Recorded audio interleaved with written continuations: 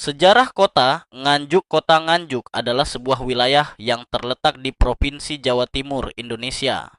Sejarah kota ini cukup panjang dan erat kaitannya dengan perkembangan kerajaan-kerajaan besar di masa lalu, terutama Kerajaan Kediri dan Majapahit.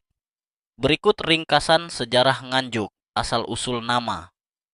Nama Nganjuk diyakini berasal dari kata Anjuk Ladang, yang berarti tanah kemenangan.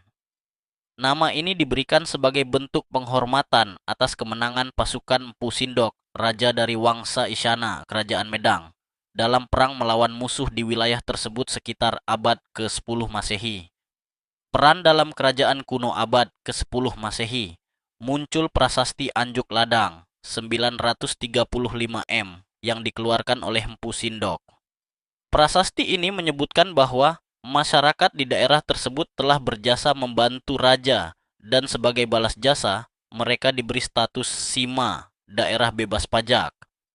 Prasasti ini juga menandai pentingnya wilayah ini dalam sejarah awal Jawa Timur. Kerajaan Kediri dan Majapahit, wilayah Nganjuk dulunya termasuk bagian penting dari wilayah kekuasaan dua kerajaan besar ini. Lokasinya yang strategis di tengah jalur perdagangan dan pertanian menjadikannya tempat yang makmur. Masa kolonial.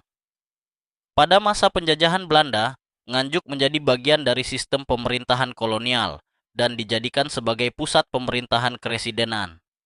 Banyak bangunan kolonial peninggalan Belanda masih bisa ditemukan di wilayah ini. Nganjuk modern kini, Nganjuk dikenal sebagai kota angin karena hembusan angin yang cukup kencang di wilayah ini, terutama di daerah perbukitan. Selain itu, Nganjuk juga dikenal sebagai daerah pertanian yang subur serta penghasil bawang merah dan cabai yang penting di Jawa Timur. Kalau kamu ingin info lebih dalam tentang tokoh-tokoh sejarah atau peninggalan bersejarah di Nganjuk, aku bisa bantu juga. Mau lanjut ke situ?